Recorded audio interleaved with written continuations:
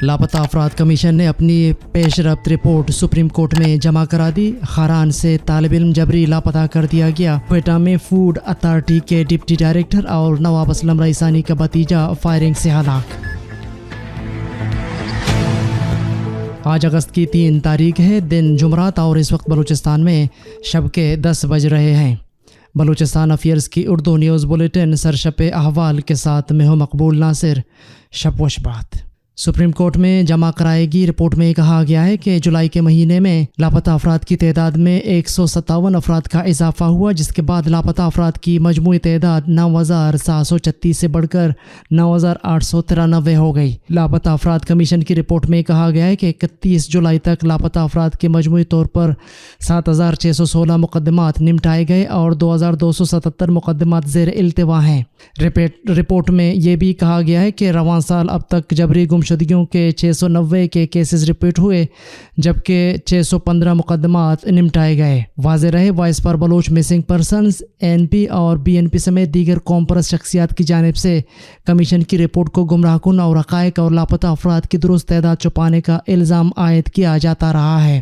علاوہ voice for Baloch missing persons کے مطابق خاران شہر سے طالب علم کاشف ولد قاری عنایت اللہ کو 1 اگست کی رات سیکورٹی فورسز نے حافظ جمال ناصر مدرسے کے قریب سے مبینہ طور پر حراست میں لے کر جبری لاپتہ کر دیا اور اہل خانہ کو تاحال اس کی خیریت سے متعلق کچھ علم نہیں ہے۔ کوئٹہ میں فوڈ اتھارٹی کے ڈپٹی ڈائریکٹر اور نواب اسلم رئیسانی کا بھتیجا فائرنگ سے ہلاک۔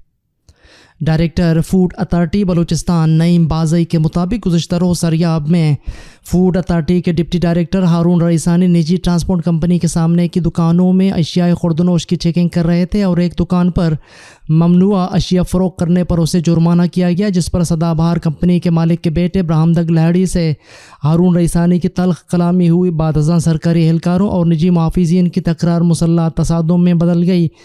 گولیاں لگنے سے ڈپٹی ڈائریکٹر ہارون رئیسانی، برہمدگ لہڑی، سرکاری محافظ لال محمد سومرو ہلاک ہو گئے، جبکہ گولیاں لگنے سے 3 راہگیر بھی زخمی ہوئے۔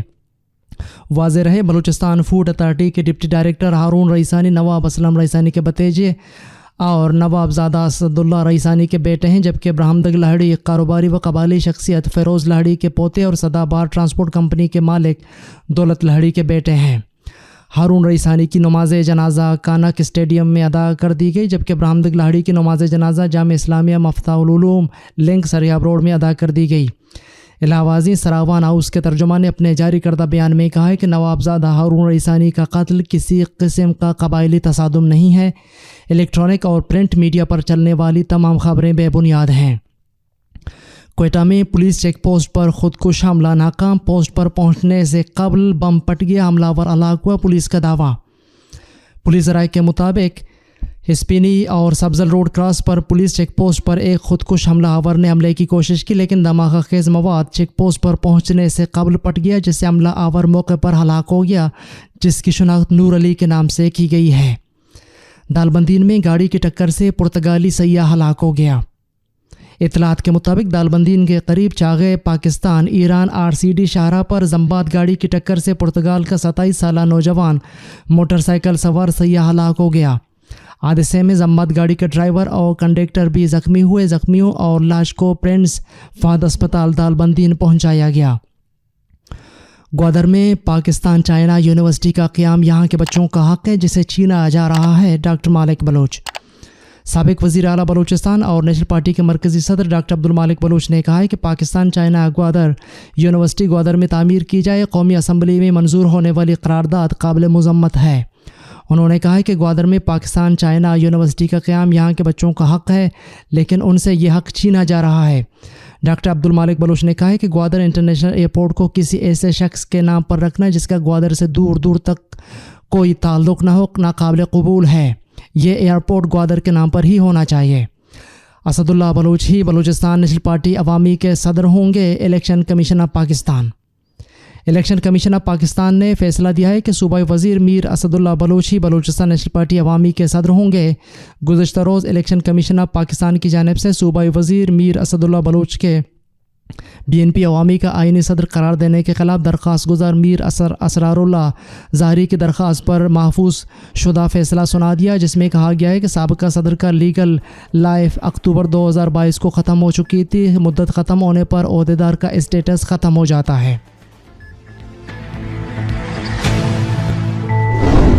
دن بھر کی اہم خبروں اور آلات حاضرہ پر مشتمل بلوچستان افیئرز کا ریڈیو نیوز سرشپ احوال، جس کو آپ پیر سے ہفتہ بلوچستان وقت کے مطابق رات 10 بجے بلوچستان افیئرز کے فیس بک پیج، یوٹیوب چینل اور ویب سائٹ پر سن سکتے ہیں۔ اس کے علاوہ آپ ایپل، گوگل و دیگر پوڈ کاسٹ پیج پر ہمارے بلوچی اور اردو نیوز کے ساتھ ساتھ دیگر پوڈ کاسٹ مفت سن سکتے ہیں۔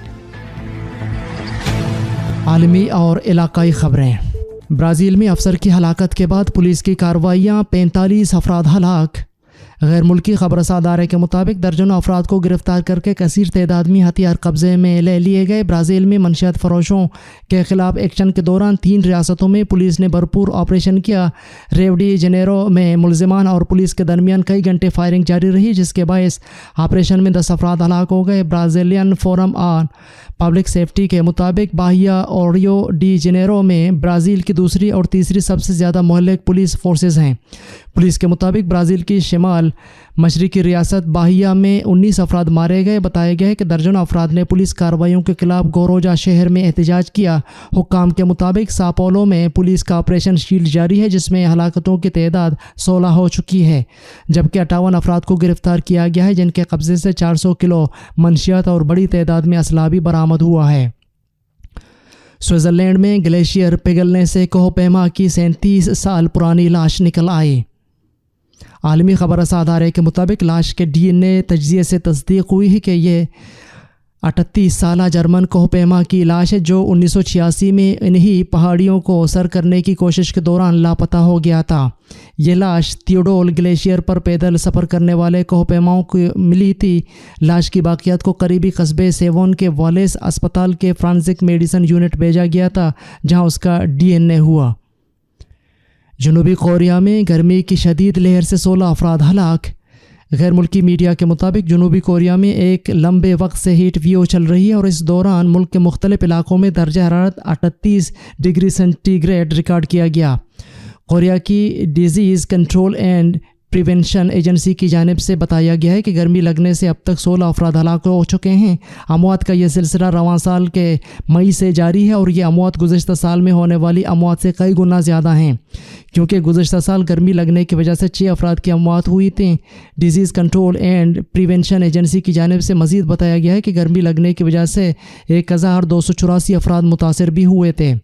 جنوبی کوریا کی وزارت داخلہ و حفاظت کی جانب سے 2019 کے بعد پہلی بار گرمی کی لہر کی وارننگ کو سنگین کہا گیا ہے۔ گزشتہ روز جنوبی کوریا میں سب سے زیادہ درجہ حرارت گیونگی صوبے کے شہر یوجو میں 38.4 ڈگری سینٹی گریڈ اور شہر آنسیونگ میں 38.2 ڈگری سینٹی گریڈ ریکارڈ کیا گیا۔ اس کے علاوہ انتظامیہ کی جانب سے عوام کو گرمی سے بچانے کے لیے اقدامات بھی کیے جا رہے ہیں، جن میں خیمے اور کرائے پر چھتری وغیرہ شامل ہیں۔ واضح ہے بڑے پیمانے پر موسمیاتی تبدیلیوں کی وجہ سے دنیا بھر میں درجہ حرارت میں اضافہ ہو رہا ہے، جس کے باعث بیشتر ممالک میں اس وقت ہیٹ ویو جاری ہے۔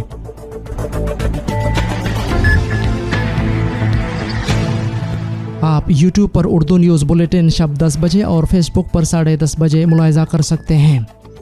یہ تھیں اب تک کی اہم خبریں۔ مزید خبروں اور اپڈیٹس کے لیے ہماری ویب سائٹ اور یوٹیوب چینل وزٹ کریں۔